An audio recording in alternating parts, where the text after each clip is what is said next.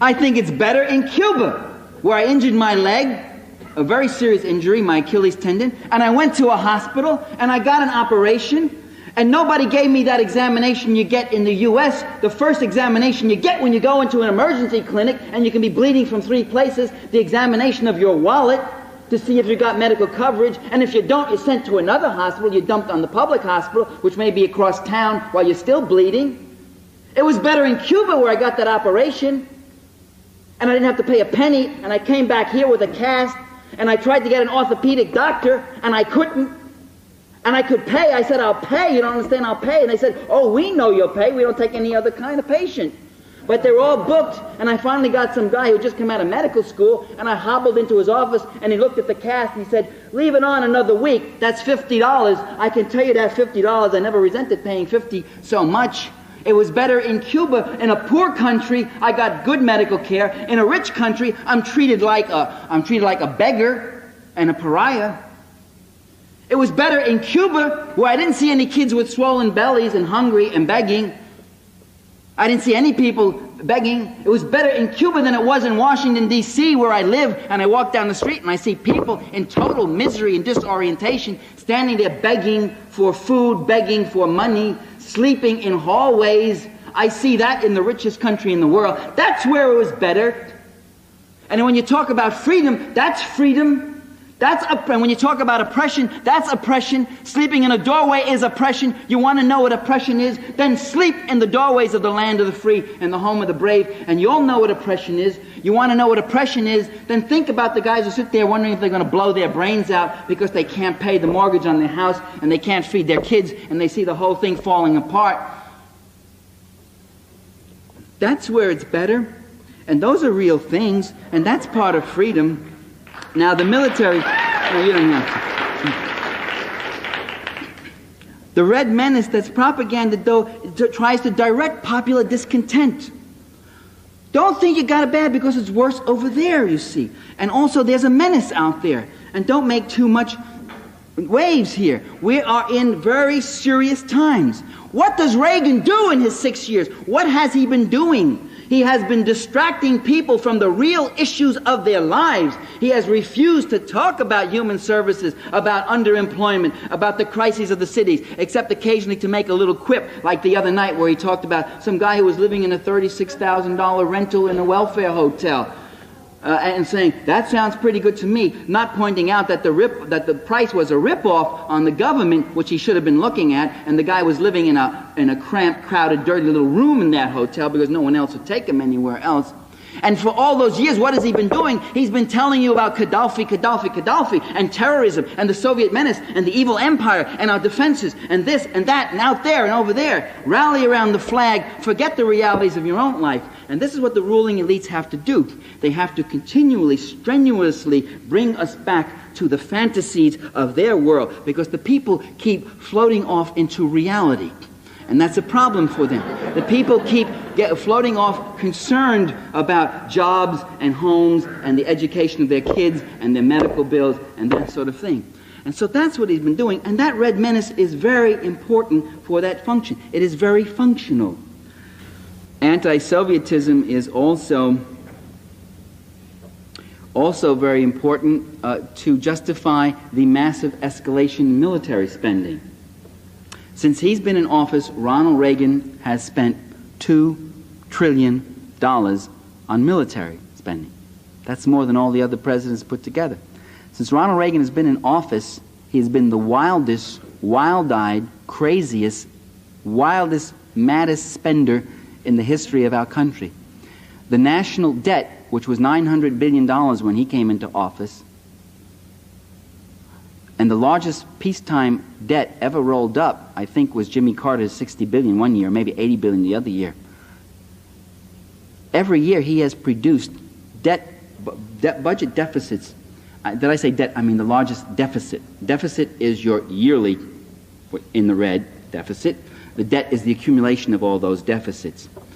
$900 billion national debt. When Ronald Reagan leaves office, it will be $2,700 billion, or $2.7 trillion. He will have tripled the national debt. He will have added more to the national debt than all the other presidents in the history of the United States put together, peacetime and wartime. Jimmy Carter's biggest debt of $80 billion is less than half of Ronald Reagan's smallest debt of $170 billion. This year's deficit, is, Reagan's deficit this year is $220 billion, a record. We're going off the charts.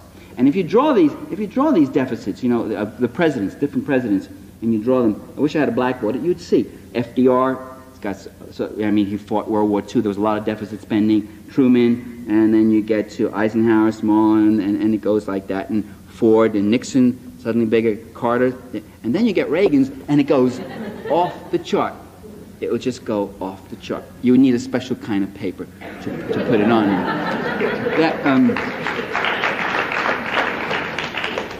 And they call him the Teflon president. He's not the Teflon president. They let him get away with all that because he treats them good. Because that debt was piled up from two sources. One, the massive escalation in military spending, and two, the massive tax cuts to the rich and to the big corporations in this country, with little cuts to the little guys. He gave little things to the little people and big favors to the big people. And that's where the debt comes. So how does he finance it all? We now see how he's able to do it. And through all that time, he cut from human services $140 billion he has cut from human services. That $140 billion will keep the Pentagon going for less than 4 months today, what the Pentagon is now spending every year. And that was cut. The hundreds of millions of dollars cut from the Women's, Infants, and Children program, from the supplementary social income program, which was for the most desperate people in our society, the disabled, the aged, the blind, the deaf. The WIC program, Women's, Infant, Children, was for those people, those kids who were starving, who couldn't even qualify for welfare or food stamps or weren't getting anything. It was like emergency aid. And he's cutting that stuff, and he cuts peanuts. And when you look at what he saved a few $100 million, enough to buy a few more tanks. That's what he's gotten out of that. And all that cutting, all that attack on human services doesn't amount to peanuts compared to what you spend on the military. Because human services amount to tens of millions and hundreds of millions, whereas the military is hundreds of billions. And that's the difference.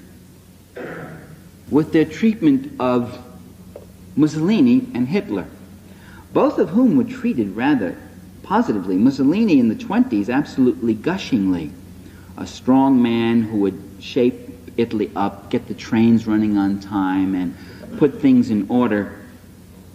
A fascist who was a solid patriot, who would get rid of the forces of disorder and anarchy, roll back the Red Menace, and that sort of thing, which is why he was treated so nicely. Hitler was a man who had ideas full of a lot of bluster and shouting, but really not as mean as he sounded. His anti-Semitism was mostly for display.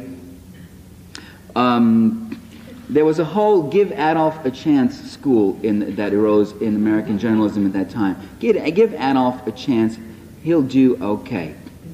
What Hitler and Mussolini did when they came into power, and by the way, I document that more fully in my book, Inventing Reality. I have about a page on that. I don't want to go into it now.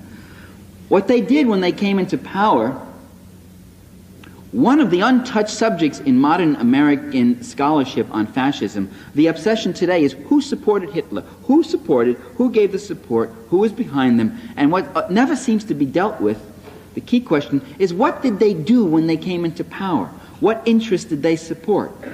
And what they both did, what both Hitler and Mussolini did when they came into power, was abolish all independent trade unions, smash all opposition newspapers, throw political opponents into jail, round up and murder large numbers of them, cut wages by 1/3 to 1/2, increase investments in military spending dramatically, increase cartel profits, cut inheritance taxes for the rich, cut taxes for the rich. In Italy, child labor was reintroduced, and roll back a number of other protections and democratic gains which labor had won, such as Social Security insurance, occupational safety laws, and abuses which the Italians had thought they had eliminated over a generation before returned to the work site.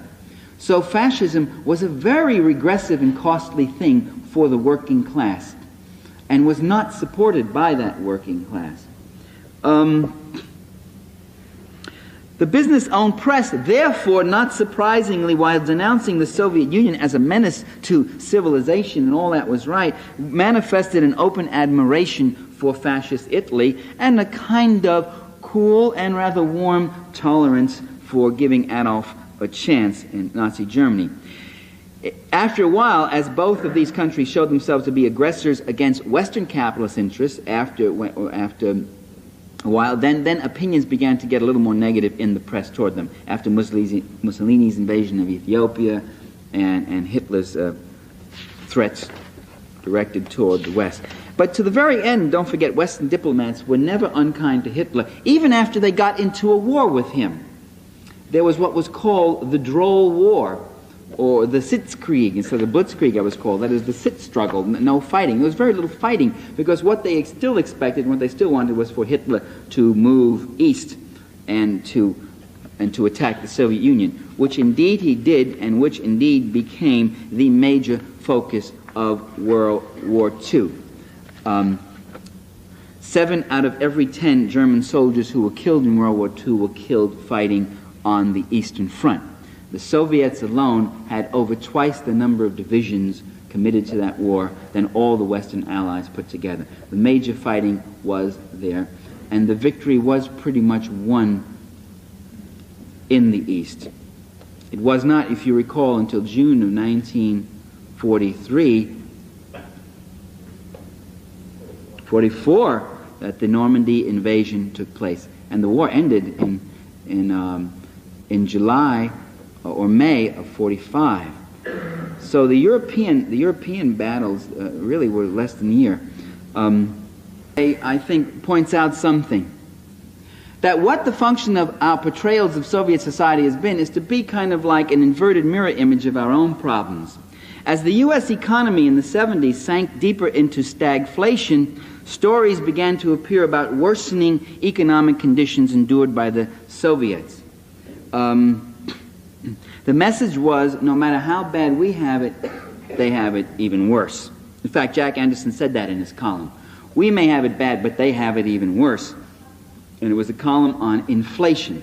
As inflation reached double-digit levels in the U.S., stories about inflation in the Soviet Union began to appear in the New York Times, Wall Street Journal, U.S. News and World Report. A closer reading of these inflation stories, which the average reader doesn't give, but if you're writing a book on the media, you give them a closer reading, as I did, revealed to me that, and you'd have to get down to paragraph 13 or 14, that basic necessities in the Soviet Union, such as food, rent, transportation, medical care, and education, were strictly price-controlled and subsidized by the state, and had not at all been subject to any kind of inflation. What was the inflation? Generally, it was on luxury articles like automobiles, caviar, vodka, expensive clothes, and things of that sort. In September '81, the New York Daily News ran a story, headline, "Soviet Prices Soaring." That was the headline, with a subheading that read, "Gas, booze, cost comrades a pretty kopeck." Love that. Hey, I love that kind of journalism. That's what you call your upbeat. Only in the last 2 paragraphs of that report do we discover that prices were actually lowered or held steady on most essentials, including food. The price of bread in the Soviet Union has not changed since 1928. The price of riding on the subway in the Soviet Union in Moscow is still 7 cents or 5 kopecks. And it's quite a ride if you ever go to the USSR. I took it, except I was too terrorized I couldn't read the signs. One, they learned to write. What was that?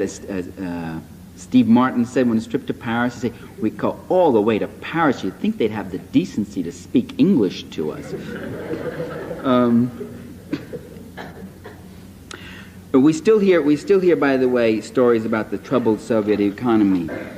The Washington Post writes that the Soviets are suffering, quote, production difficulties in the oil industry, and the Kremlin is trying to prepare the population for a period of uncertainty and difficulties. In fact, heavy industry production in the Soviet Union has been doing well.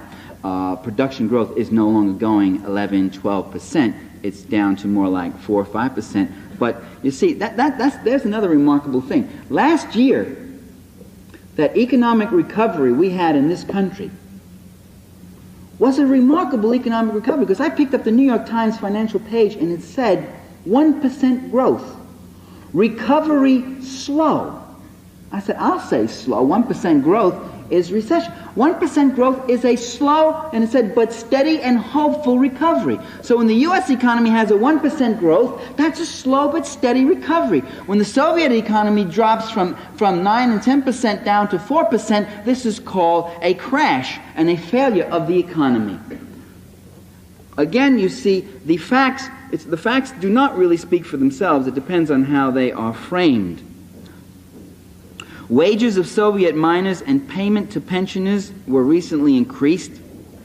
Wages in general have climbed 41%, real wages, since 1970, along with benefits for maternity leave, aid to large families. None of the media have seen fit to publicize these facts.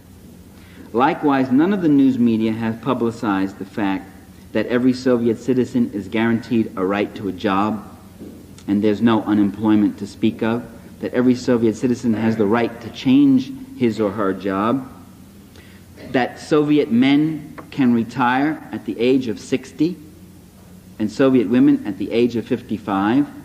In fact, they do retire. They're required to retire. You then receive a pension, and you are then allowed to get another job if you so want. You don't have to. That you talk to the average Soviet citizen, unlike the average American citizen, and including people in fairly affluent incomes. They're not sitting there in fear of, will I be able to maintain myself in my old age? If you want to know what's on the mind of many Americans, not just blue-collar workers, I'm talking about friends of mine, a woman I know is in realty who makes $70,000 a year, a friend of mine who's a shrink who makes $100,000 a year. You know what's on their mind? What's going to happen to me when I retire? What's going to happen to me when this income ends? Will I be able to maintain my standard of living? Will I still be able to go out to a restaurant and have a vacation now and then? Will I end up in that furnished room with the naked electric bulb over me? It's an image that haunts people as they get up there in years. As they said, middle age is when thoughts of passion turn to thoughts of pension. Well, in socialist societies, I talked to my friend Otto Jorg from the German Democratic Republic, GDR, and I said, do people in your country and do you fear a retirement the way people here do? You worry about will you be able to maintain yourself? He said, no, not at all. He's by the way, head of the GDR News Bureau in Washington and covers news and works awfully hard. He said, I'm looking forward to retirement. He said, quite the opposite. You envy them. You walk by and you see people sitting around and they're smiling and laughing, and they retired, and you've got to go off to work. You envy them, and there isn't that kind of one of the essence of capitalist society is insecurity. The essence of capitalist society is that you must keep going after that wage.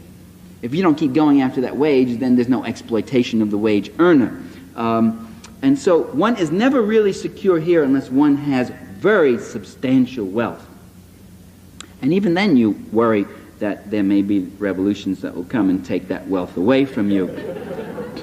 No joke, the governor of New York State some years ago sent in the state troopers in Attica, you remember? And the state troopers went in there and massacred. It was called the biggest massacre of Americans by Americans since Wounded Knee, 1890. And they went in there, and when they turned to Governor Nelson Rockefeller, and they said, why did you do it that way? Why did you send those troopers in with blazing guns killing these guys? The prisoners had rebelled and they taken hostages. But the prisoners had a few skivs and a few clubs, and that was it. They weren't really armed. And the guys went in there killing. They even killed some of their own guards, 7 or 8 of their own guards, because they went shooting so wild. And Rockefeller's answer was, they were revolutionaries. They were preaching a doctrine of revolution, and who knows where that could lead? The governor of New York. And who has more to fear from a revolution than a Rockefeller? So it's a very real thing even for the most wealthy. the specter of revolution. The American public was not told that every Soviet citizen has a right to free education to the highest level of her or his ability, that they have free medical care, which is something U.S. citizens do not have. There's still about an estimated 40 million Americans who have no medical coverage of any kind, and millions of others who think they have comprehensive coverage, who, when hit with a serious illness, find that they go bankrupt anyway. These are tough things to hear. I mean, this flies right in the face of everything that we have been taught. Are you Marxist? I said, and this is my answer, I would wear that label proudly if I knew that you understood what I meant by Marxist.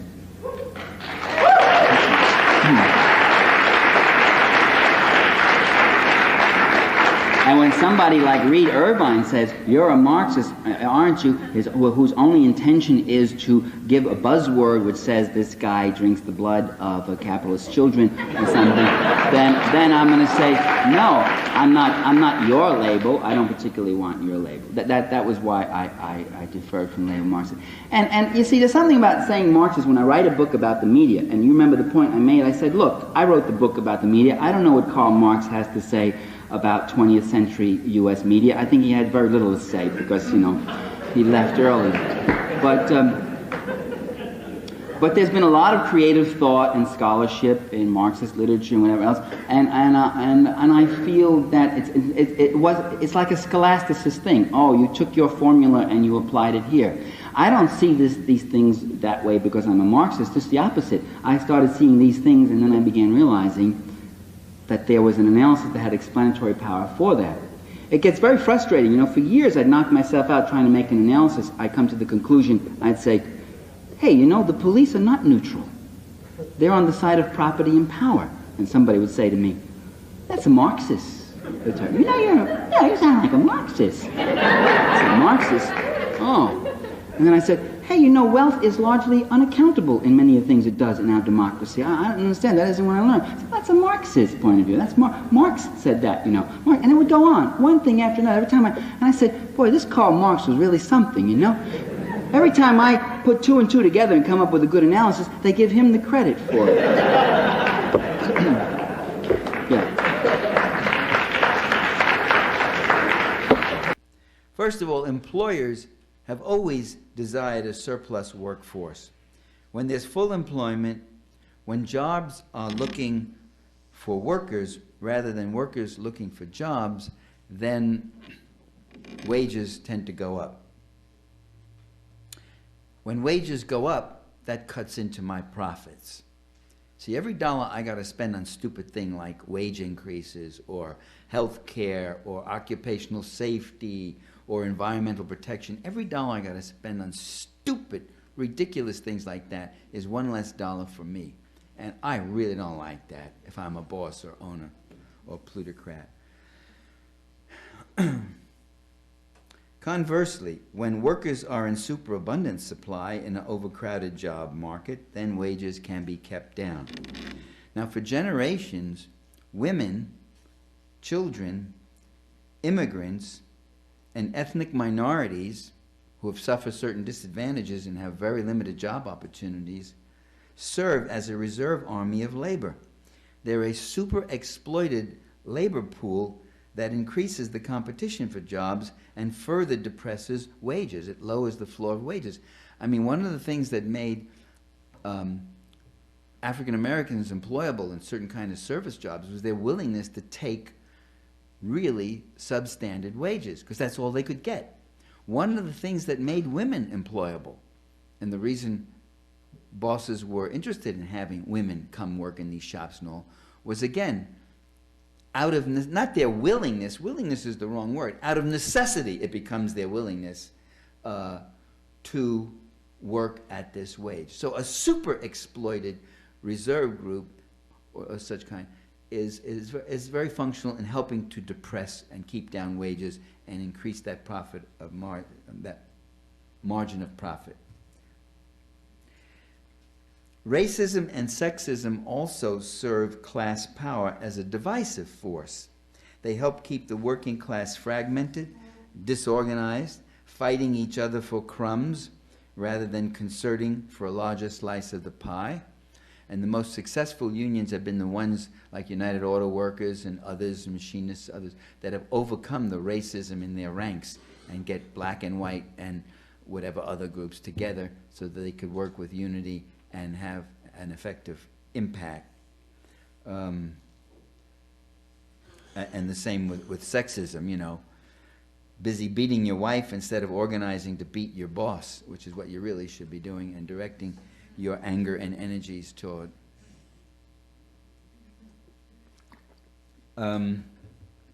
Economic elites, by the way, are very aware of this, and they consciously discourage working class unity and incite inter-ethnic competition. This is as old as Plato and Aristotle. There's a passage in Aristotle's Politics in Book 1 where he advises the slaveholder. He says, ancient Greece was a slave society.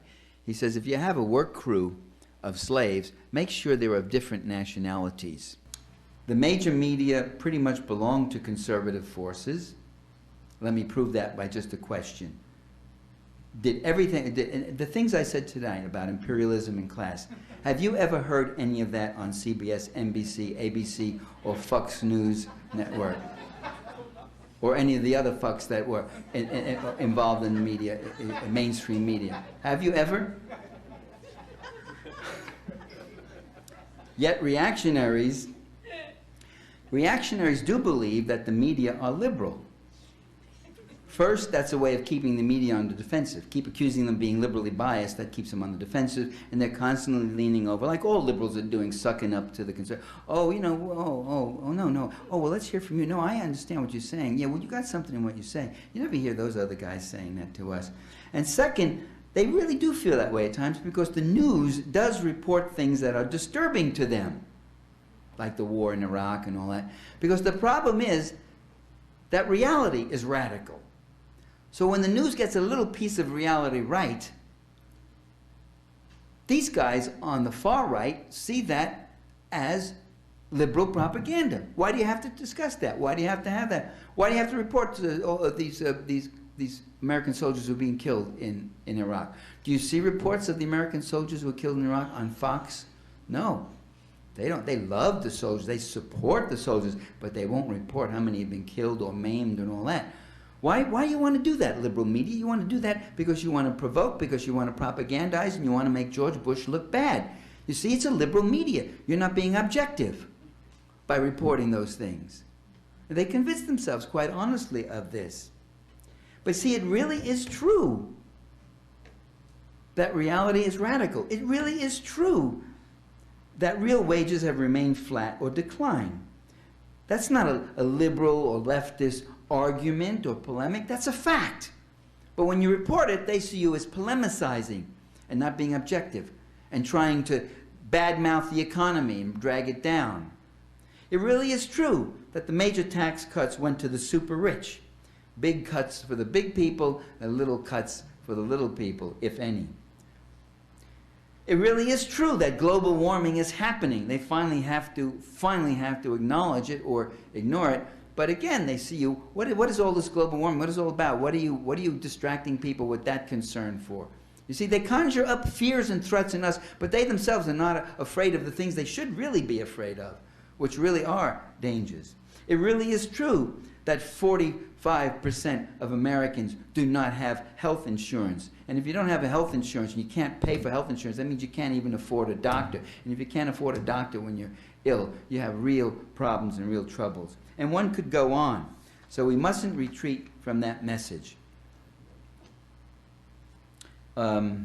Let's educate ourselves, propagate our message, organize, agitate with uncompromising militancy. Thank you very much.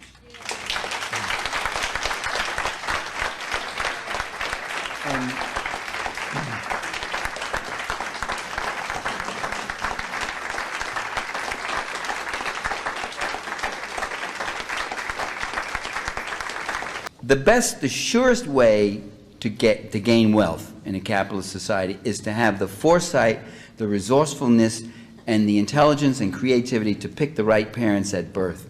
That really is the best way. There's very little really transporting from one class to another. I mean, you might go, my father was a blue-collar Italian-American worker in New York, and I was a street kid in New York City, and I didn't go to college after high school, not for a while. I worked and all that. Okay, so I was lucky because I was at a certain stage where the economy was expanding, universities were expanding, there was a stipend, a fellowship. I don't see that, though. I don't see that I don't see it as a manifestation of the beneficence of capitalism, one. I don't see it as a demonstration of the individual greatness and accomplishment of this present person. I'm a self-made man. That's baloney. There's no such thing as a self-made man. I wouldn't have been able to go anywhere if it wasn't for generations of people whose names I don't even know, who fought for the principle of public education. That's how I went to school, because I got public education.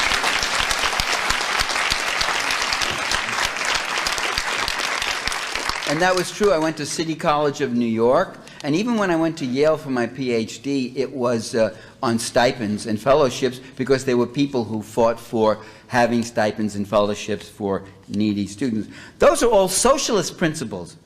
Those are all socialist reasons. So rather than saying, yeah, my pop was poor and all, and look at me today, unemployed academic, eh? I call myself a recovering academic. I've been kicked out of some of the best universities in America for my political activities. Okay. Look, plutocracy also does not look with favor on the public sector. If you develop a public sector of services or one of production, which we're not allowed to do in this country, the government can't go directly into market production. It's just simply not allowed. I mean, there are laws against all that. Well, but building public housing, building public health services, you are creating jobs, you're creating tax base, you get revenue back, you're creating services, you're answering human needs, and these plutocrats aren't making a penny on it. That's like Tony Soprano finding out all these new restaurants have opened up right in his neighborhood, and he doesn't get any take on it. And so they hate the public sector. The public sector demonstrates that you can actually have human needs taken care of, human production, all that sort of thing, human services, and these guys don't make a penny. And so the goal is to privatize this entire public sector, because then we get our take. And their take makes Tony Soprano look like a piker, right? What does he deal with? Thousands of dollars. We're talking about millions and billions of dollars here. The plutocrats are also good, like Tony is. They're good at dealing with and roughing up and beating up on those who can't defend themselves. The low income, the disabled. I'll tell you something else they're good at beating up on that can't defend itself. That's the environment. The environment can't defend itself. We have to defend it. And they're really good at it. They're really good. They see the environment. They see whatever natural resources are left. They see that as they have a right to whatever those natural resources are there. They have a right to get it and use them as they want, when they want it, to maximize profit, quick cash profits and the like.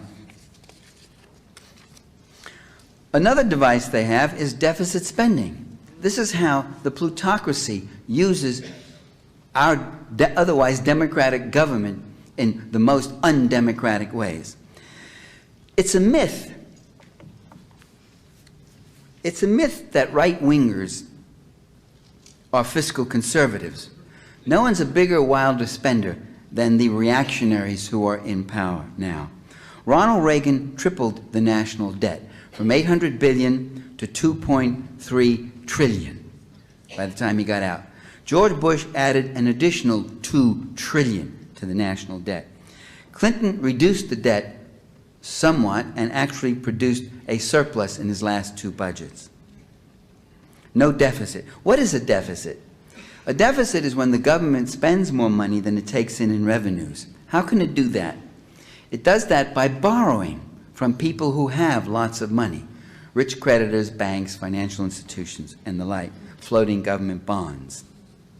The national debt is the accumulation of these yearly deficits.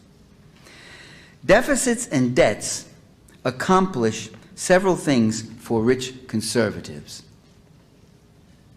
First, the debt is a source of safe investment and income for the creditor class. The bonds, those U.S. bonds you buy, you have the full faith and credit of the federal government behind them. It's a safe investment. And yet one of the things with people with billions of dollars is, what do they do with it? What do I put it into? Where can I put it, you know? That it'll be safe, or that it'll make me a return, like. The second thing is that deficits and debts represent an upward redistribution of income from the millions who work to the rich investors.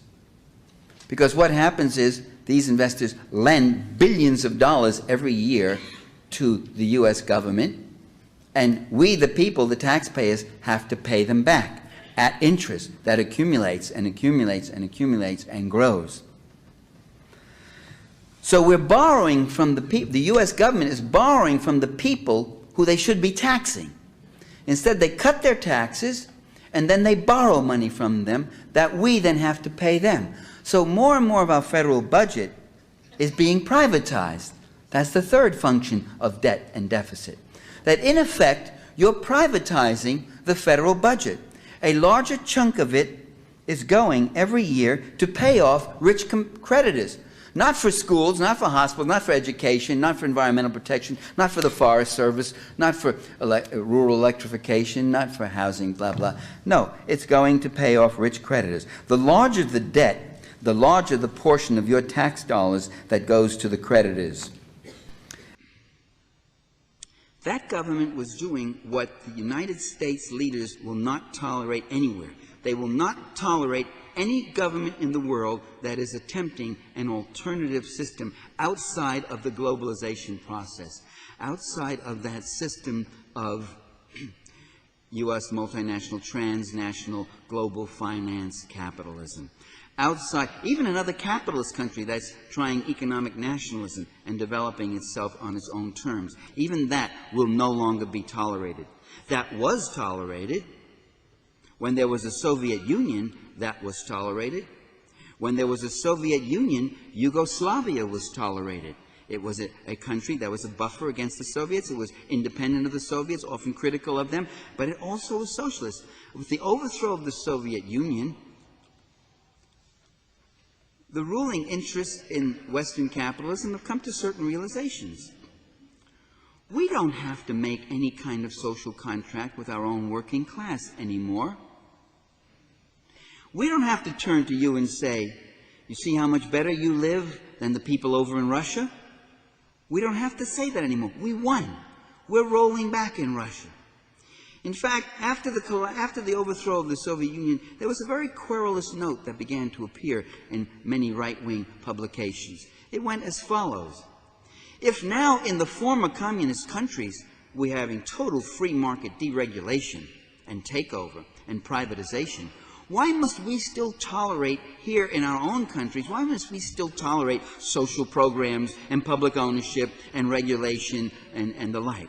We don't have to tolerate that anymore. And you workers, you can forget about lifelong seniority or job security, whatever else. You've got nowhere else to go. You can go turn any color you want, red, pink, whatever else, but there's no Soviet menace anymore there. You don't have a base. You don't have a global base anymore. And they could turn to the third world countries that they were giving aid to and saying, we're going to build you up and build a prosperous middle class and make you a little bit more like Western Europe or North America so that you will not be tempted to go communist, and which means go socialist. Want to keep you capitalist, but a kind of a capitalism with a human face. Well, capitalism with a human face is now capitalism in your face. And they don't have to do that anymore.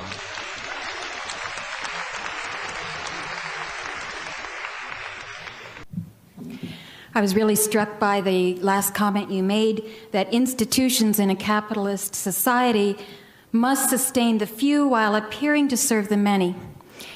As a pastor, a clergywoman who is very frustrated by the betrayal of silence of the mainstream churches, about the condition of America today and the wars, I feel like maybe the church is one of those institutions. Could you comment on your thoughts about that? Absolutely. Yeah. How about almost 2,000 years of the Roman Church and its collaboration with the big landowners and such? By the 5th century A.D., the Roman Church was the largest slaveholder in Europe, because it was the largest landholder too. A collusion. How about the Protestant clergy for 200 years sending out vehement, vigorous apologies for slavery in America? And the Southern clergy vehemently pushing slavery, the Northern clergy tepidly making apologies for slavery. But just about all of them, the abolitionists weren't men of the cloth. Yeah, no, the churches have a huge, horrible record of going with the dominant interests all the time. But then again, of course, you get people like Martin Luther King and Father Roy Bourgeois, Father Aristide, and all the liberation theology people, the social gospel people at the turn of the century in America in 1910, 1920. So you have a range of opinions there, but generally, yes, giving the impression of serving people, giving them grace, giving them comfort, giving them hope, love, Jesus loves you, all that sort of thing, while also being linked to very entrenched interests. Yes. Well, thank you very much for coming out. The current situation in Somalia and the current situation in Haiti fit into the U.S. foreign policy goals? Well, in Somalia, the real goal was, of course, to make Somalia safe for the oil corporations. I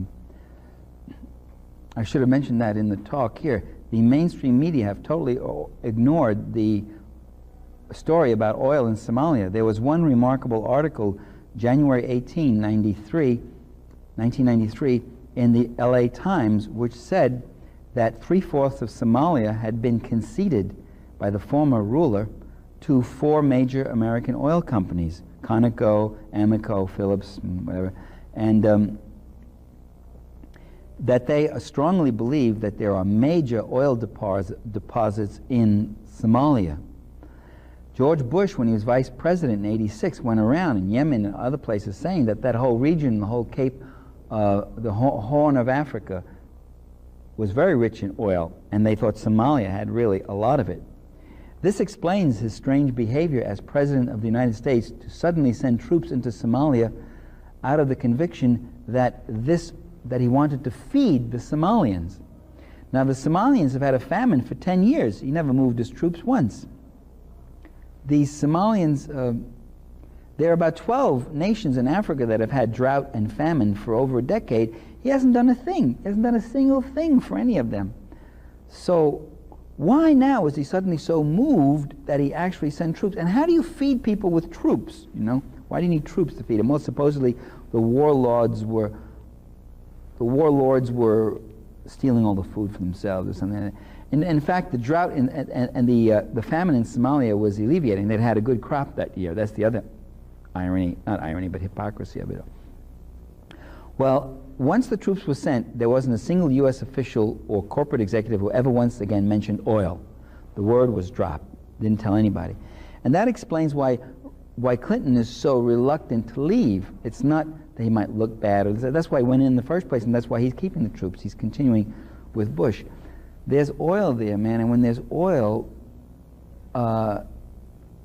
then U.S. policy becomes an instrument of the oil corporations. In fact, when the first troops arrived, they used Conoco's headquarters for their command post. And they paid Conoco rent to use the headquarters. Imagine if it was just a school or some other institution, you know, public institution. They'd come in and just take it over and use it. But with Conoco, they paid them rent. So the American taxpayer is paying for these troops to go there to protect Conoco's oil and then paying Conoco rent to house them. It's a very good system if you're an oil company. Allende was head of what was called a popular unity government, which was a broad base of a variety of political parties, all of which were doing things like helping the poor. There had been taken place in Chile a shift of national income, that huge portion that went to people who don't work in the form of interest and dividends, and a bigger portion of that went to people who work for wages and salaries. So there was a democratization of the economy and a bettering. The military there moved very decisively and killed Allende. You didn't have the problem of a live president walking around coming to the U.S. Aristide is a problem, you see. When he got away, you can bet there were some guys in Langley, Virginia, in the CIA who were very, very upset.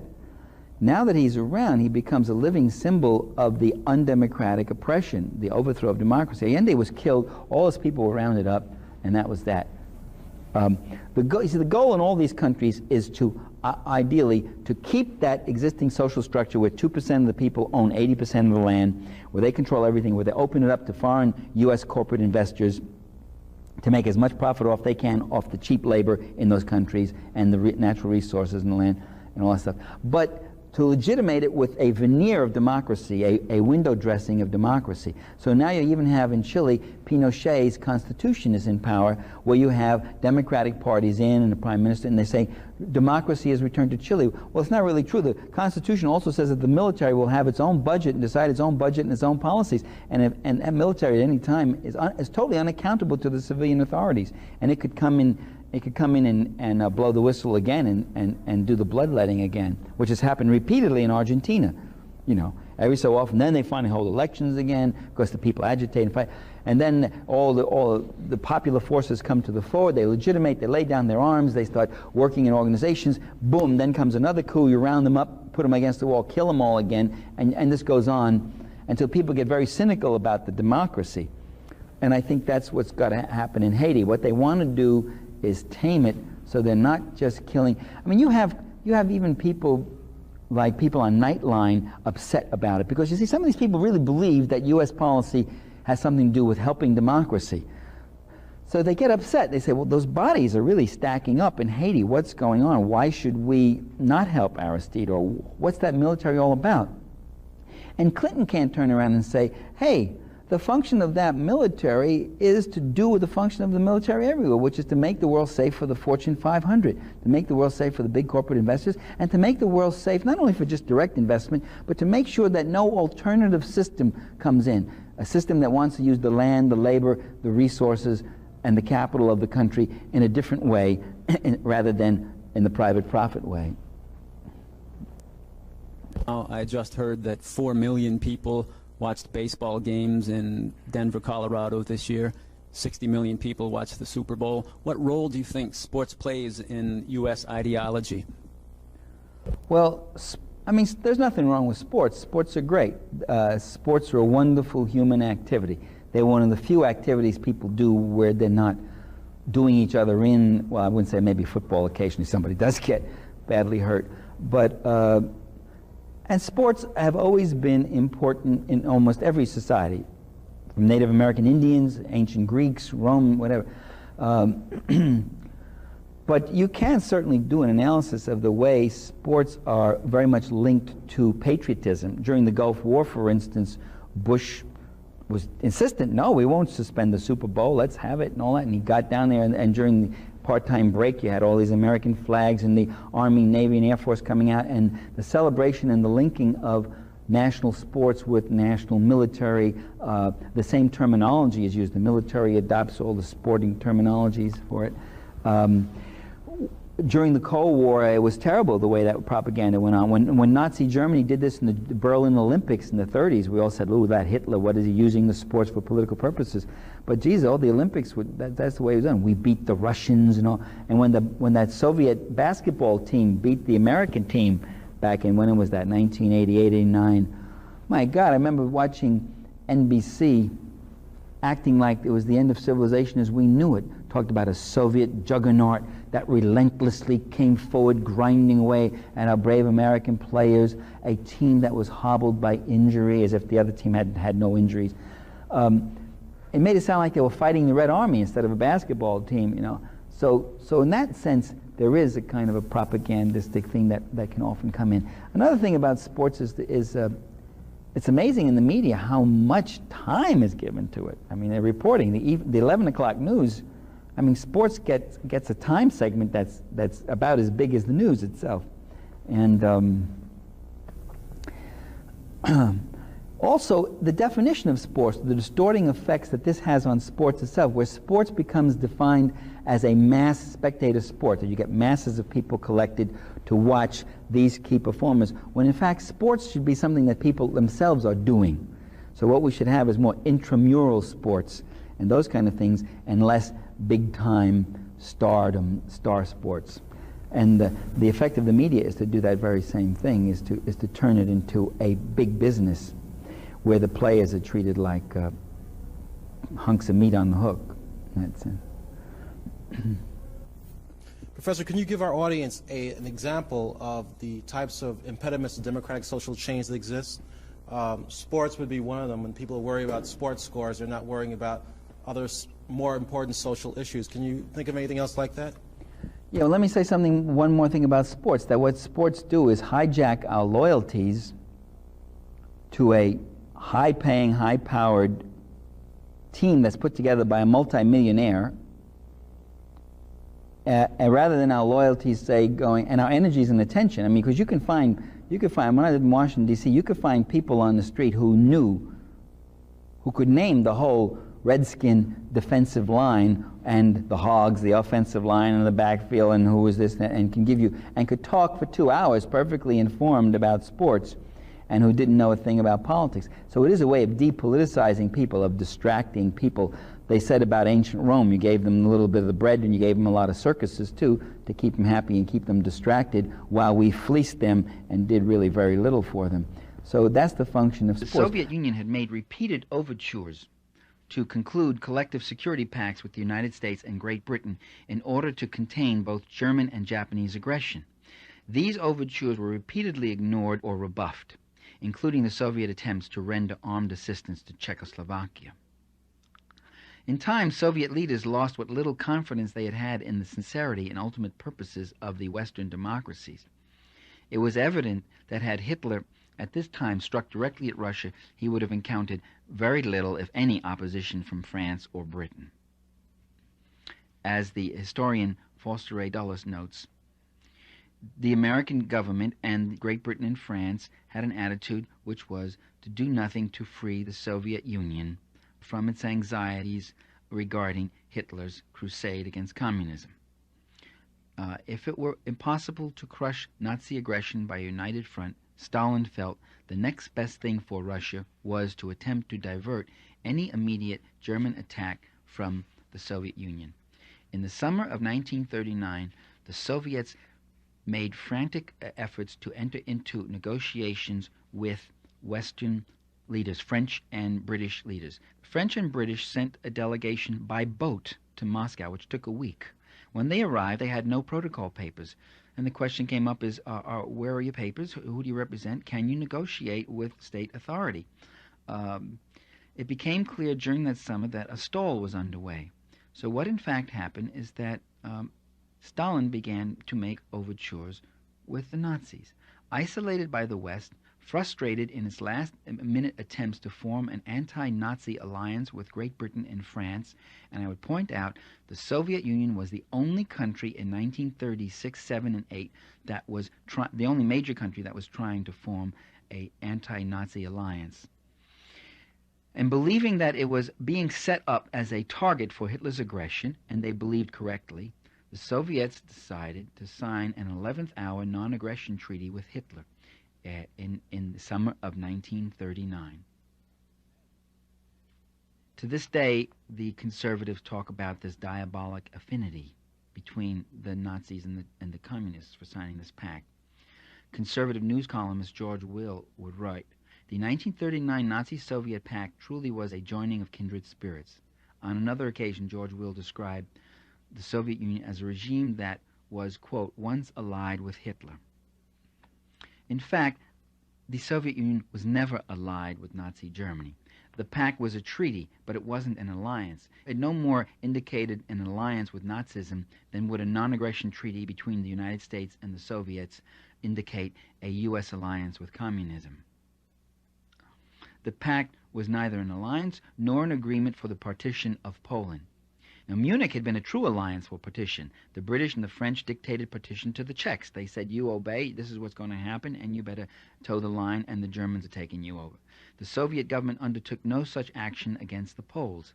They merely promised to remain neutral, which is what the Poles had always asked them to do anyway. The Poles did not want to enter an alliance with the Soviets against the Germans.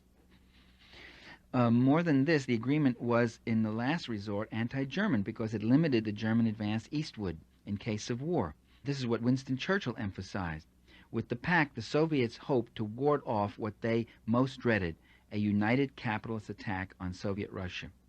And really it was difficult to see what other course Soviet Russia could have followed. Ideally, they wanted the grand alliance with the West against the Nazis. But barring that, they turned the tables and made a pact with Hitler. Capitalism. Yeah, anarcho-syndicalism sounds okay. I just... worker-owned factories are capitalist factories. There's a market. They make lots of money. The workers begin to hire other workers. That's what happens with co-ops. Decentralization is not necessarily more democratic. It's not even more equal. Just as something may be centralized doesn't mean it's undemocratic. In our own country, we have decentralized the land and water policies out in the West. You have water commissions and water boards all around the West. Those are federal water boards, and they've been decentralized under the cloak of local participation. You see, it sounds so beautiful, participation. Well, you know what happens? The big landowners take over the boards. And in the West, he who controls the water controls the land, controls the herds, controls the crops, everything else. And so it becomes highly undemocratic because they can make decisions for their own economic interests but use state power to do it. So you've actually parceled out. And in Democracy for the Few, I have a whole section called it the public-private authority. There are all sorts of things in our economy that have been parceled out into private hands, but with public sanction behind them. And that's not democratic. It's very decentralized, but it's not democratic. And then we have things that are very centralized that are democratic. Social Security, if they weren't raiding the fund. But the Social Security has for years worked in a very democratic way in the sense that it benefited the mass of working people. It was egalitarian, and it benefited ordinary people. The Women's Infant Nutrition Program, the Women's Infant Children's Program, WIC, is one of the best dollars spent. It's a centralized program. So whether something is centralized or decentralized may not be the necessary characteristic. Worker syndicalism, the problem with worker syndicalism is that you've decentralized things to the point where it's hard to imagine how a modern economy would work. And that's the problem. People who were in Poland and asked, they talked about worker syndicalism for a while. And the questions were things like, well, what if the workers in the steel mill want to produce a different kind of steel and the Gdansk shipyards can't use that steel, but they want to produce that different steel because they want to sell it somewhere else? So, well, the government will worry about that. So already you're making reference to a central authority. You could say, well, we can make it so that the workers in that steel mill must make the steel that will serve the shipyard. Well, then you're talking about coordination. You're talking about an authority above that worker syndicalism that could say to those workers, no, you can't do this any way you want. What the problem is, you'll get the anarchy of production. You'll get a lot of, I think, inequality. I think it wouldn't be a bad thing to have more workers' co-ops. In this society, I think that would be a positive step forward. If you want to see a very positive anarchist community, you could look at Mondragon in Spain, where they have actually done production and have a lot of worker ownership, and things are done by participation by committees, and there's no profit. Production is for, I mean, there's obviously profit. In any society, you want to have some surplus value that you could use for retooling, for expansion, for redeveloping and all that. And when they have problems in one sector and it's got laid off, they try to retrain the workers elsewhere. The one thing Mondragon doesn't have is state power, though. It operates in one region in Spain.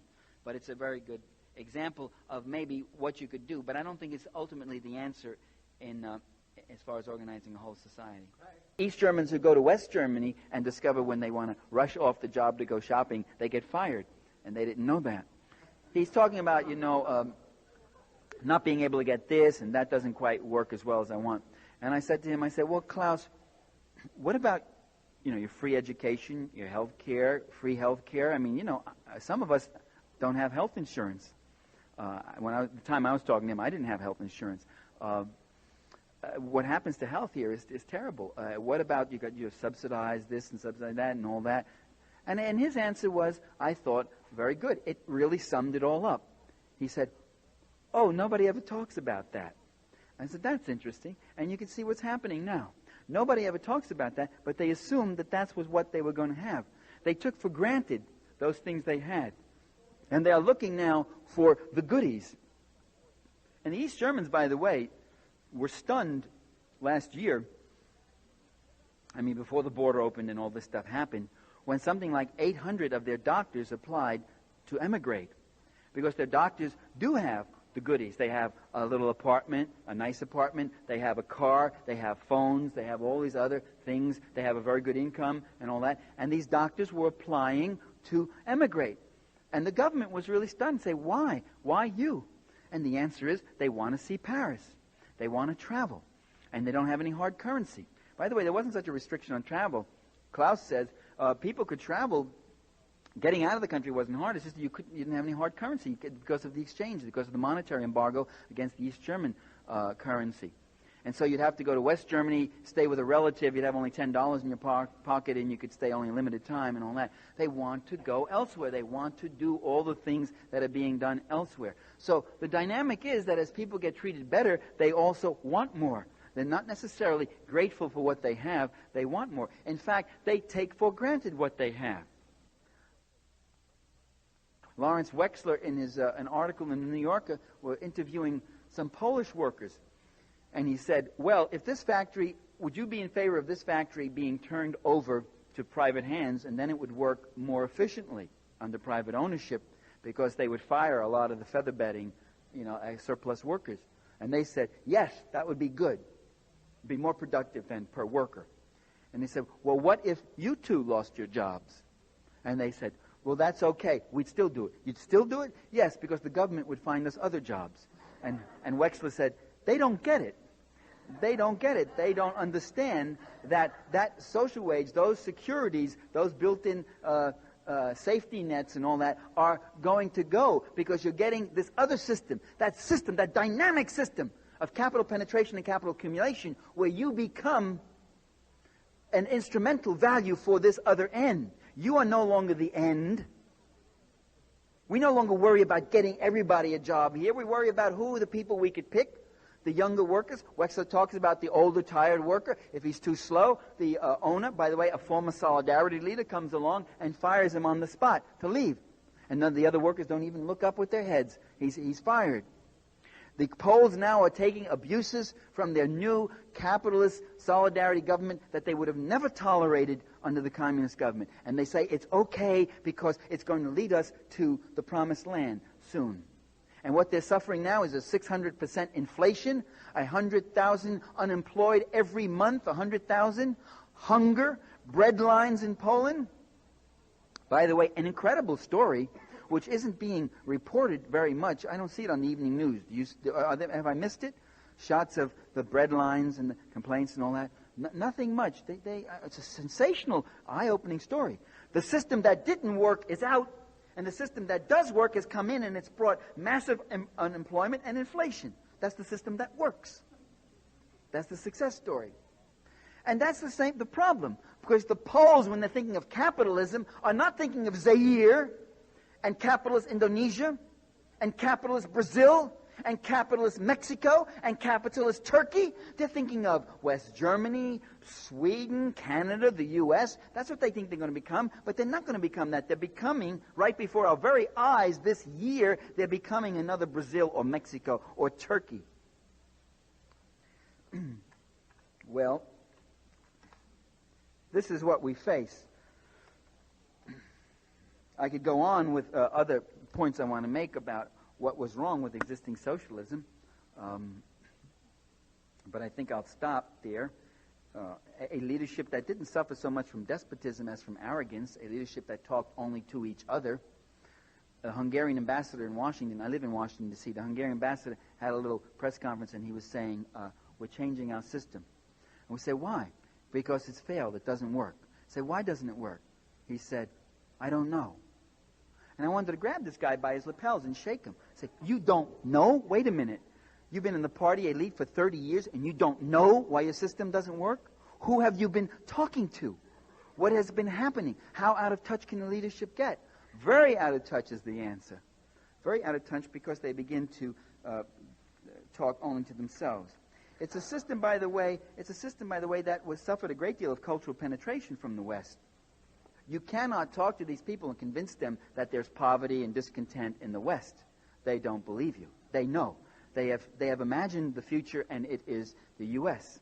And if you say, you know, there are people sleeping on gratings, homeless people in New York and all that, they said, that's not true. Mikia just came back from New York. He said he didn't see any homeless people.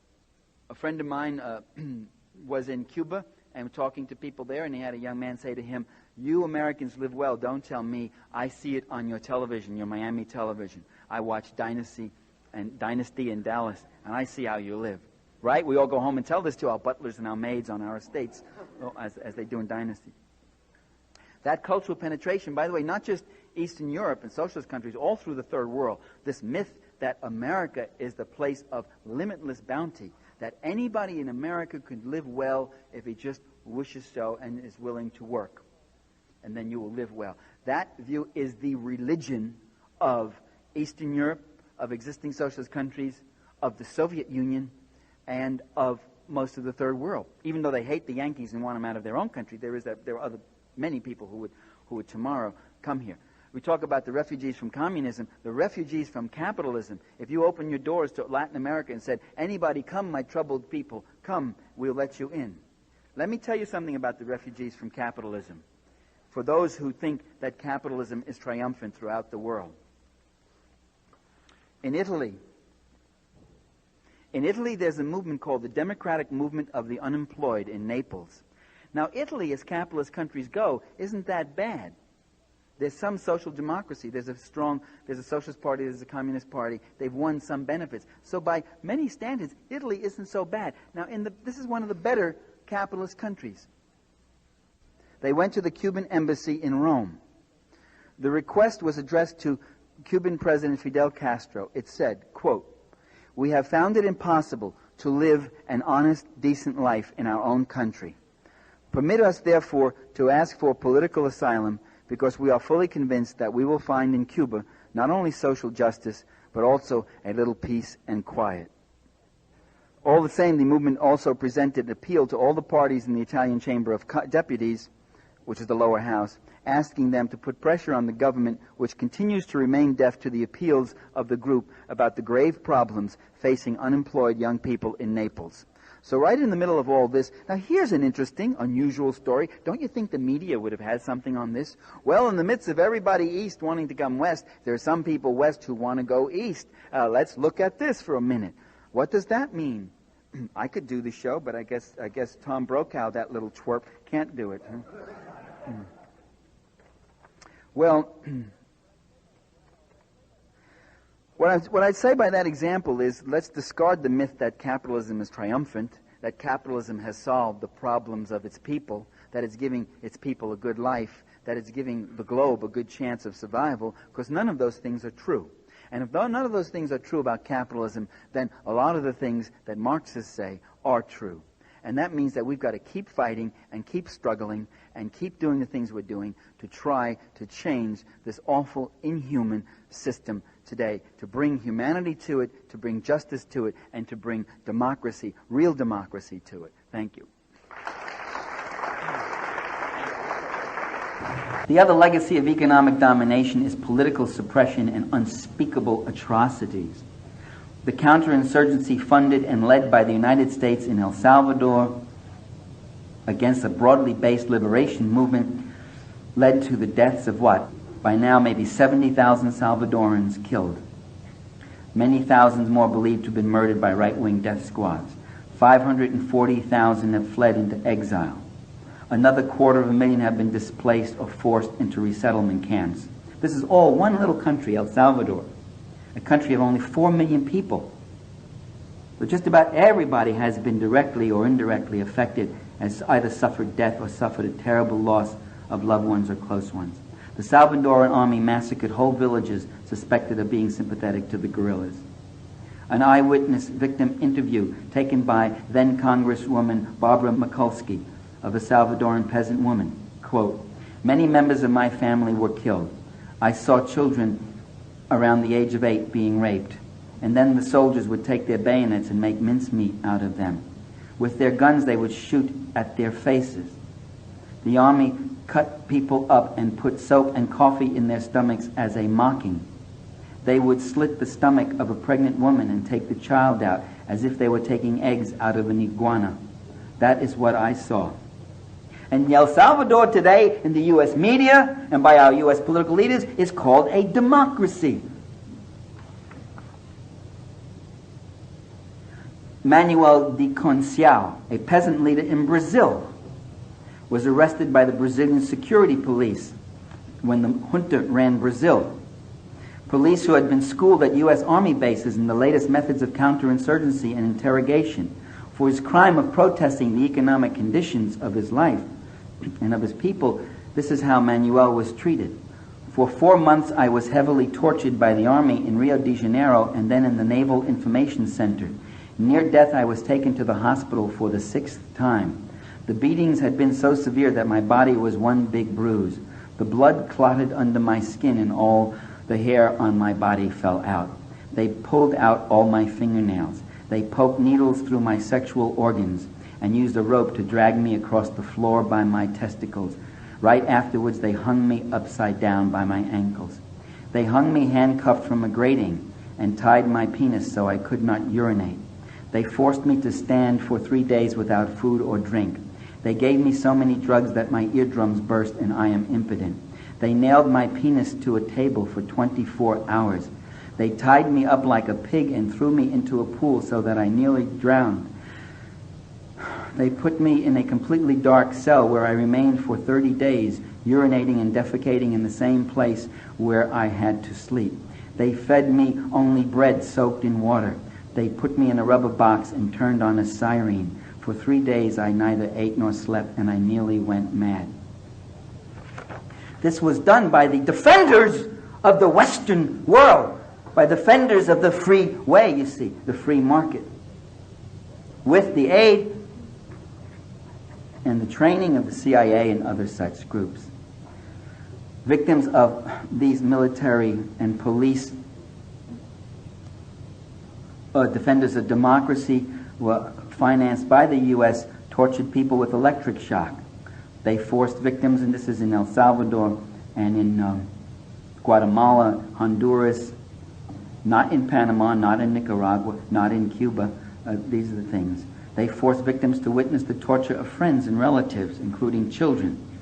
They raped women in the presence of other family members. They burned sexual organs with acid or scalding water. They placed rats in women's vaginas and into the mouths of other prisoners. They mutilated, punctured, and cut off various parts of the body, including genitalia, eyes, and tongue. They injected air into women's breasts and into veins, causing slow, painful death. They shoved bayonets and clubs into the vagina, or in the case of men, into the anus, causing rupture and death.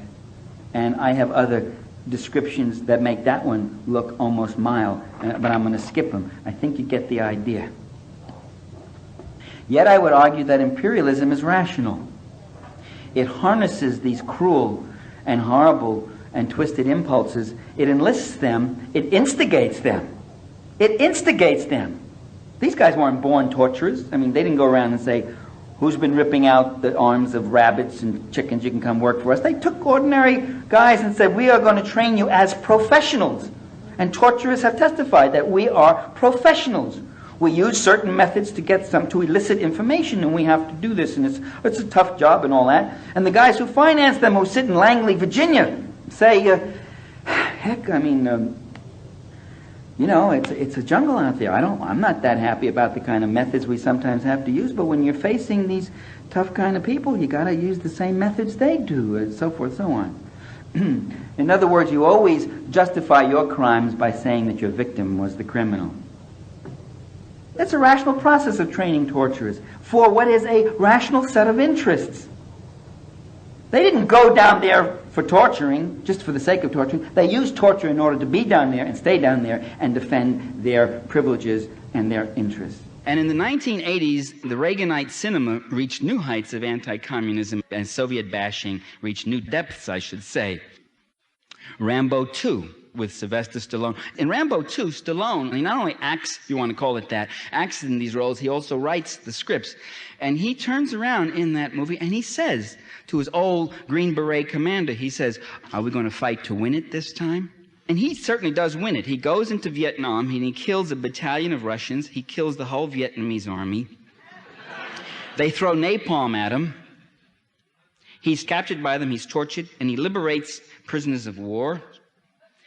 He's aided by the fact that his adversaries all seem to be legally blind. They cannot shoot straight. Hundreds of rounds are shot at him and they just always miss, never fluff his hair. But while the movie is outrageous and it's ridiculous, again, don't lose sight of the fact that it's once more turning history on its head. I mean, in reality, the Vietnamese have exchanged prisoners of war with the United States after signing the Paris Peace Agreement, which ended the war. And that whole POW MIA issue is really an outrageous pandering exploitation of the unrealistic hopes of those families, conducted by the Pentagon and the U.S. government and played upon by people like Ronald Reagan. You know, there were 18,000 Americans missing in action from World War II. Where do you suppose they are? Are they being held captive in Toyota factories or in beer cellars in Wiesbaden someplace or something? No, tragically, unfortunately, sadly, they're dead, and it's acknowledged that they're dead. But the 2,000-some missing from Vietnam have never been acknowledged realistically for what they are, which is that they're dead. Instead, that issue is exploited. It's not only exploited, but whole movies are made out of it. Not just Rambo 2, but Missing in Action 1, Missing in Action 2, Missing in Action 3, Bradford Missing in Action 4, I think, is coming up soon. Second, U.S. prisoners of war were not tortured by the Soviets in Vietnam, as depicted in this film. They have Rambo being tortured by Russians. There is no historical record of that. There is, however, a record of South Vietnamese trained forces and U.S. special forces using all sorts of torture, electric shock, water treatment tortures on National Liberation Force fighters.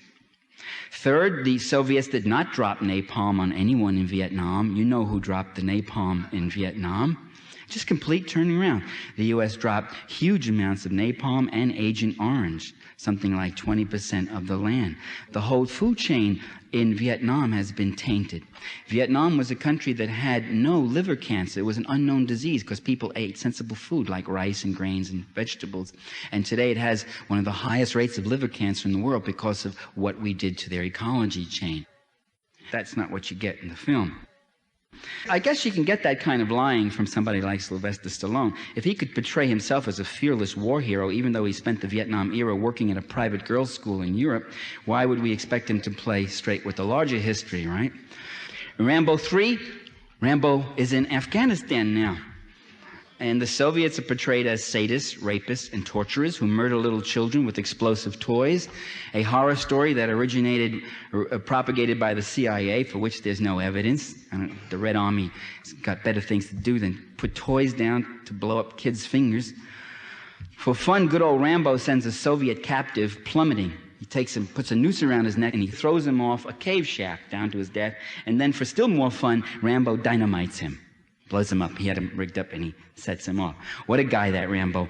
He gets along real swell with the Mujahideen killers, the feudal landowners, the Islamic fanatics, and the opium growers, the guys who took up guns when the Kabul government said that their women could take the veils off and their women could go to school and their children could go to school. They took up guns, laughably described as the Afghan freedom fighters. Those of you who supported them, I hope you continue to support and watch how they operate and what they stand for. Let me say that Rambo gets along real well with them. By the end of this third and worst of the Rambo films, our hero has sort of mellowed out a little. He gives his good luck charm to an adoring 12-year-old Afghan boy soldier who himself is shown killing Russians on several occasions. War is a kind of a healing, nurturing experience for Rambo. You know, in Rambo 1, which I didn't mention, he was a borderline psychotic. He got into all sorts of trouble. He was a Vietnam veteran who was just psyched and freaked out. By the end of Rambo 3, all this violence has kind of put him together. He's found himself. As the movie ends, you feel he's going to move on, maybe head back to the States, buy a trailer, hunt bear, settle down maybe, you know, get married, open up the nicest little gun shop in Texas. Get married, I don't know about get married, because women don't figure in the Rambo movies. In fact, most of these violence adventure movies, women just really, literally don't figure, of course, as except for the bed scene or sex objects.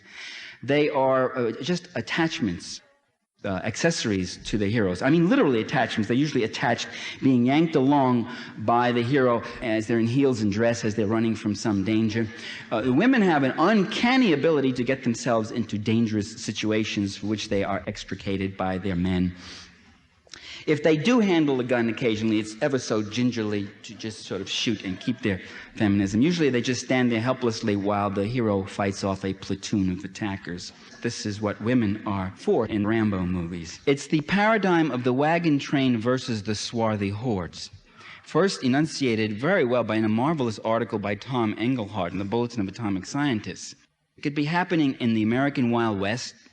It could be in the Amazon jungle, the North African desert, the Sudan, the Transvaal, the South Pacific jungles, or Indochina. The scene is generally the same. There's a fort, or an encampment, or a wagon train, and inside that encampment are the human beings. They're white. They're human. They're warm, they're attractive, they talk, and they're nice. Outside come the swarthy hordes, the savages. They can be Indians, they could be Bushmen, they can be Arabs on camels and horses or whatever else. And they are the subhumans, and they are attacking the human beings. And the wagons form their circle, and the human beings know what to do. They level their guns and they begin to knock off, shoot, and kill these screaming savages who attack them. Why do the swarthy hordes attack the white people?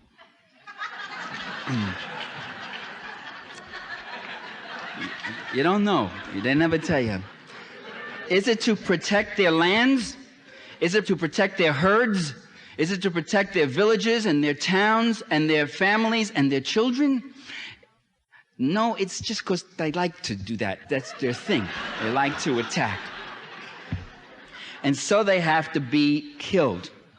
And by the way, it's not even bravery that they manifest as they charge in great numbers and get cut down in horrible numbers. This is not even bravery, although similar acts by whites would be portrayed as heroic. This itself is portrayed as a manifestation of the swarthy hordes, their fanatic, crazed way of wanting to bloodlust. Now, the trouble with this paradigm is that it turns the history of the last 400 years on its head. That it reverses the roles of usurper and usurped. It reverses the roles of victim and victimizer. It reverses the roles of those who were massacred and those who were doing the massacring. It was the European and North American civilizers, so-called, who went in there and destroyed the villages and destroyed their industries and destroyed their townships.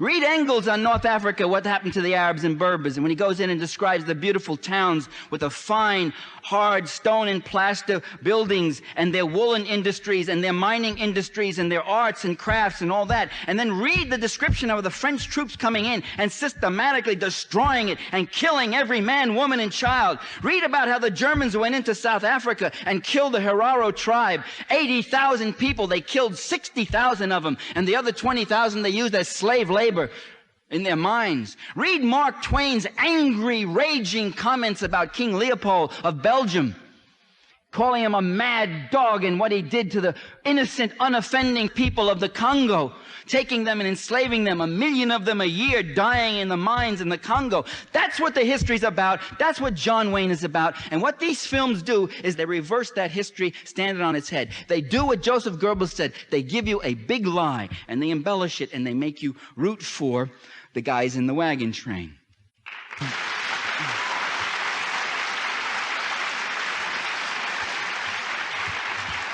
Now, once you kill and once you plunder like that, once you go in to take another people's land and steal their labor and enslave their labor and take their resources and preempt and take over their markets, Once you do that kind of act, and it wasn't the ordinary people of Europe and North America that did it, it was the ruling interest that did it, and they used our taxes, our money, and our sons to go fight. But once you do that, you have to do two other things ideologically and psychologically. One, you have to deny the humanity of your victims. They are subhumans and they are moral inferiors. As John Wayne said in one of his horse operas in 1953, he said, "There's humans and then there's Comanches." A very clear message. He couldn't have said it better. There's humans and then there's Comanches. You're not killing human beings. You're killing these wild animals. By the way, you can get the same quotes from Winston Churchill about the Afghanis. You can get the same quotes from George Washington about American Indians, and you can get them from any number of imperialists. The second thing you do is you must ascribe all your crimes to them.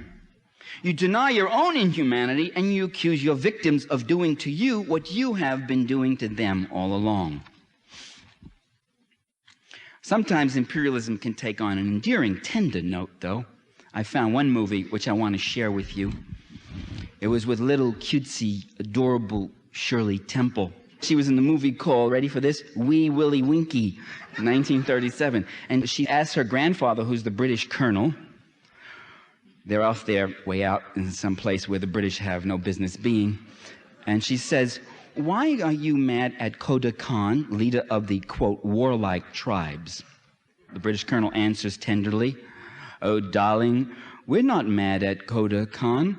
England wants to be friends with all her peoples. But if we don't shoot him, he'll shoot us." This is sort of the Pat Buchanan, Cap Weinberger approach to foreign policy.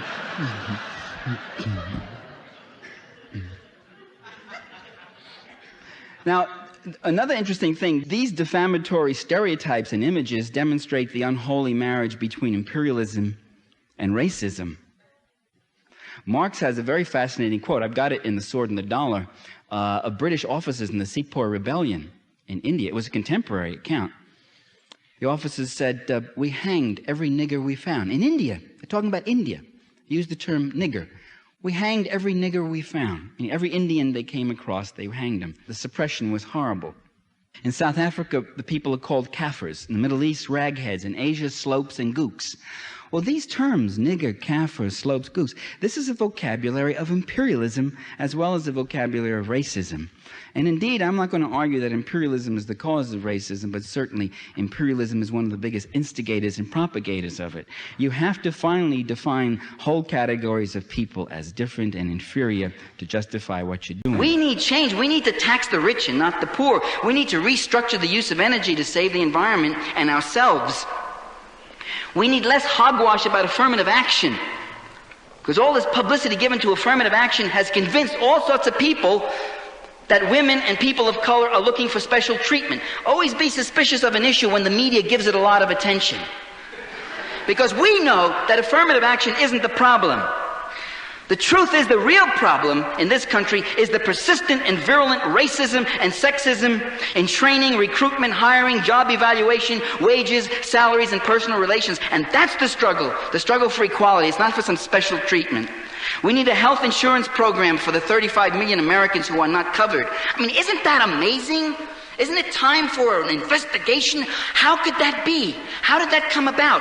Why? We need people who not only bemoan these things, like the liberals say, isn't it a shame, the homeless? Isn't it a shame, not enough adequate health care? Isn't it a shame? You have to stop complaining about that. You have to start asking, but why does that exist? What are the forces that allow, in the richest country in the world, these kinds of terrible inhumanities and inequalities?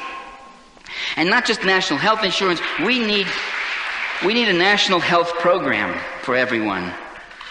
We need some relief from the evasive, fatuous, mealy-mouthed, know-it-all anti-communist media pundits and conservative columnists.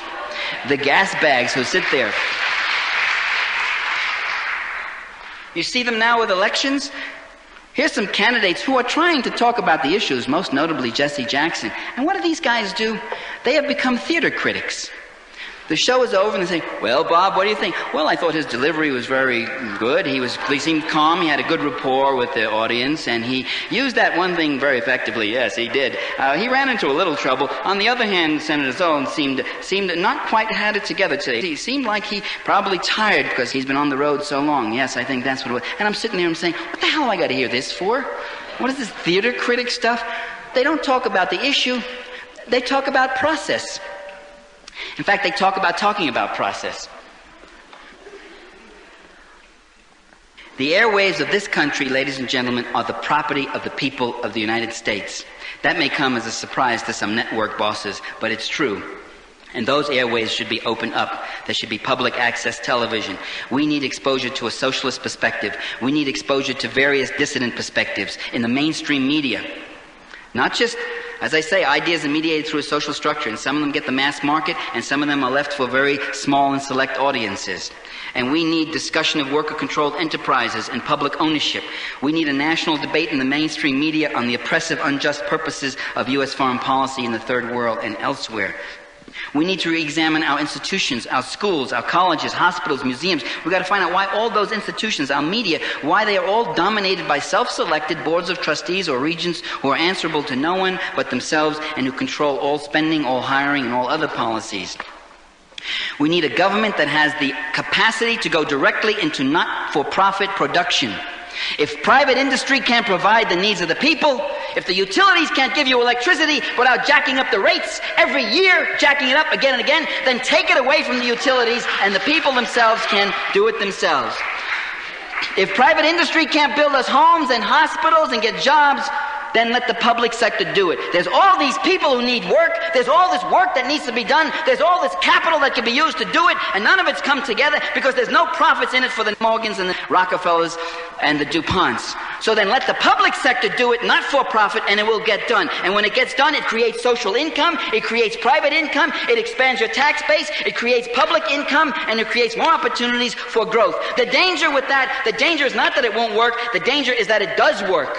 And that's why they stop it. That's why they want privatization. That's why they sell off Conrail at 1/3 its actual value, because Conrail under public ownership was working, and those railroads under private ownership were milked like cows, milked and run down, and then they turn around to the government, they turn around to the taxpayer, and then they go socialist after they've milked it down and it's about to fall apart, and they say, we can't run it anymore, you're going to have to take it over. And the taxpayers take it over, and they dig deeper into their pockets, and they pay for it, and they put it back on a working basis, a rational basis, a not-for-profit basis, so that the money it makes goes back into it and doesn't go out to the George Bushes and the Ronald Reagans and their class. And then when it works, Ronald Reagan says, we got to sell this thing. And he sells it not because it wasn't working, but because it does work. We need to open up our political system, ladies and gentlemen. We need to have new parties, not just two capitalist parties, not just two anti-communist parties, not just one party that red baits and liberal baits, and another party that lives in fear of being red baited and liberal baited. We need to do what the Sandinistas in Nicaragua have done, which is have proportional representation, so that if a minority party wins 11% of the vote in Nicaragua, it gets 11% of the seats in the National Assembly. They don't tell you that in the media. Ronald Reagan hasn't dwelled on that fact, has he? As the Sandinistas have done, we need funding for minority parties. We need free TV time for minority parties. Conservatives palm themselves off as being more patriotic than liberals. Liberals think they're more patriotic than socialists and others on the left. But we on the left are second to no one in our patriotism. We want perestroika, we want fundamental restructuring and democratization of overseas and domestic policies.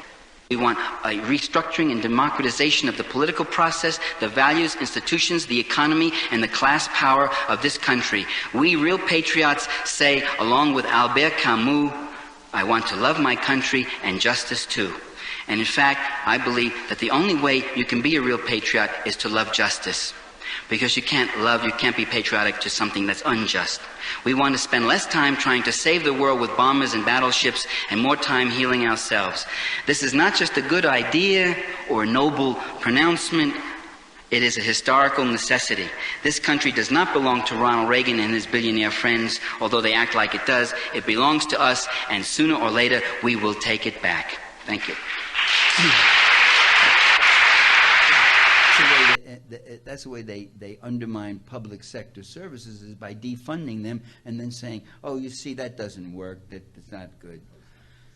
Now, there's a standard way of privatizing something. Like when Margaret Thatcher wanted to privatize the British railroads, the technique was defund them. And then when they don't work, people get angry. They say, let's do something.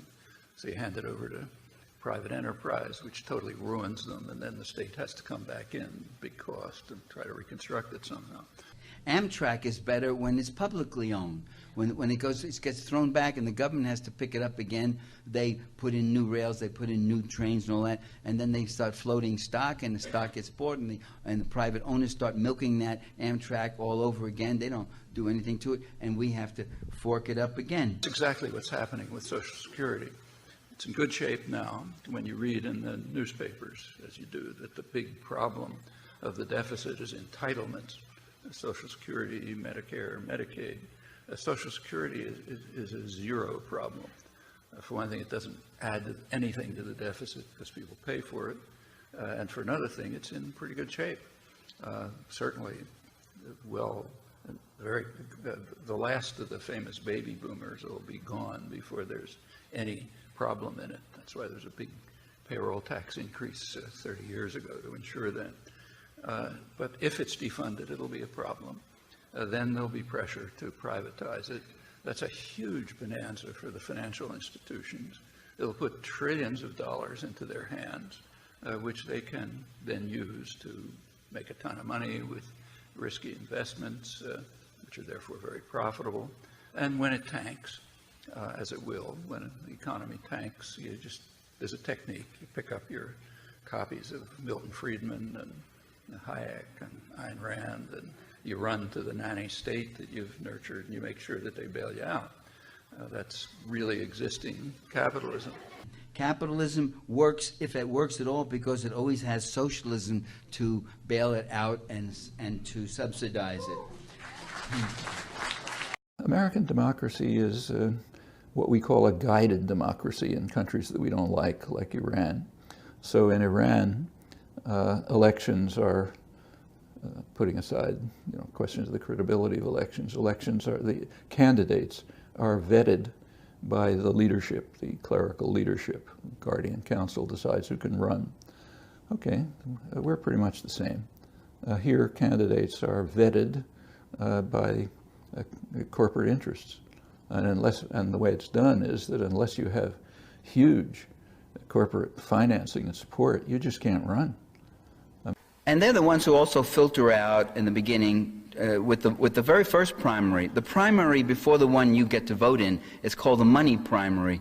And they, with their contributions, they filter out who will be the suitable candidates and who will be the unknowns. And who will be designated at the very beginning the front runners. How can you know that I'm self-censoring? How can you know that journalists are self-censoring? I'm sure you believe everything you're saying. But what I'm saying is if you believe something different, you wouldn't be sitting where you're sitting. Reporters and editors who don't comply with that eventually run into problems.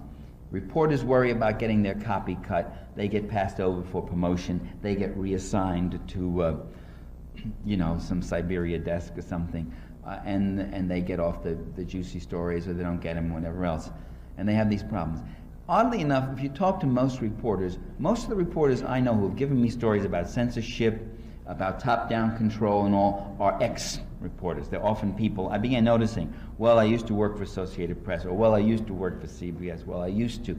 The ones who are still in there absolutely vehemently deny that there's any such thing like this. They get very indignant. They say, are you telling me that I'm not my own man? I'll have you know that in 17 years with this paper, I always say what I like. And I say to them, you say what you like because they like what you say.